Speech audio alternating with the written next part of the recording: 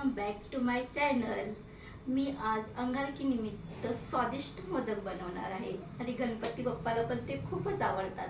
माझ्या मुलींना सुद्धा मोदक खूपच आवडतात। तर चला बघूया कसे मोदक बनवते। हे बघा, मी गूळ खोबरं घालून हे मिक्स सारण बनवलेलं आहे।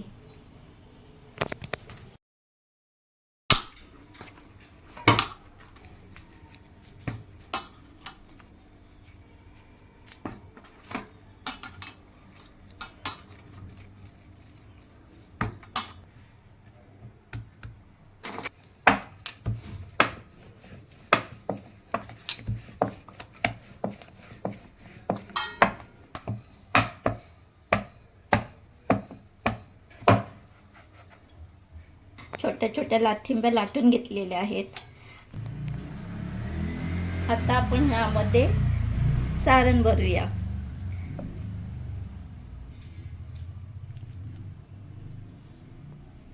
सगळे आपण आधी एक एक भरून घेऊया, मग त्या छान अशा पाकळ्या पाडूया। वन बाय वन एक एक एक एक करत जाऊया आपण। आकार जमतोय का मला मोदकाचं करायला? बघा बरं, हे मी अजून 2-3 केलेले आहेत। चला मग आपण राहिलेल्या बाकीच्या पण पटापट करून घेऊ। बघा बरं मी कशा पाकळ्या पाडते।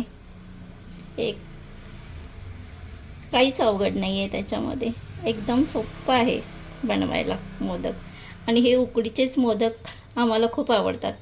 आमच्या घरी तळलेले मोदक एवढे खास नाही आवडत, म्हणून मी नेहमी उकडीचेच मोदक बनवत असते। जास्त काही त्रास पण नाही आणि खायला पण एकदम छान। चला तर मग पटपट पटपट आपण राहिलेल्या पिठाचे पण मोदक करून घेऊया।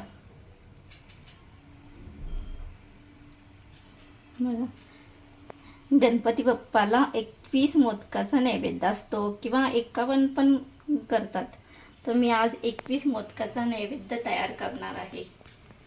चला फास्ट फरी करूया।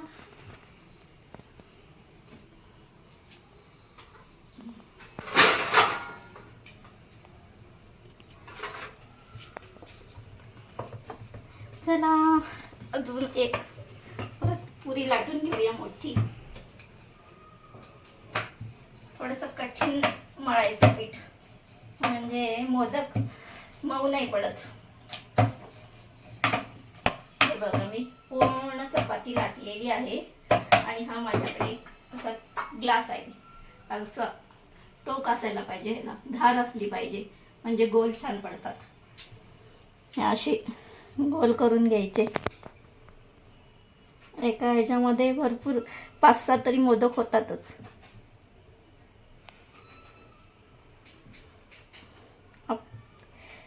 तुम्ही मोठे पण करू शकता, असं काही नाही की लहानच करायला पाहिजे। हे बघा असे। चला परत आता आपण सारण भरून घेऊया, जसं मगाशी दाखवलं सेम तसंच, कारण 21 मोदक करायचे आहेत ना।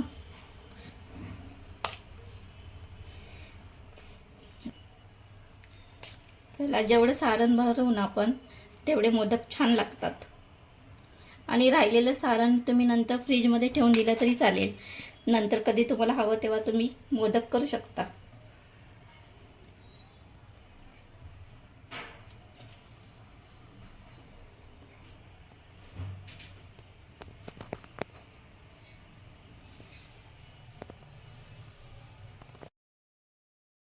सारण घालून तयार आहेत। आता ह्याची आपण उकड काढून घेऊया। हे करत ठेवलेलं आहे, तर चाळण आपण त्याच्यावर ठेवूया,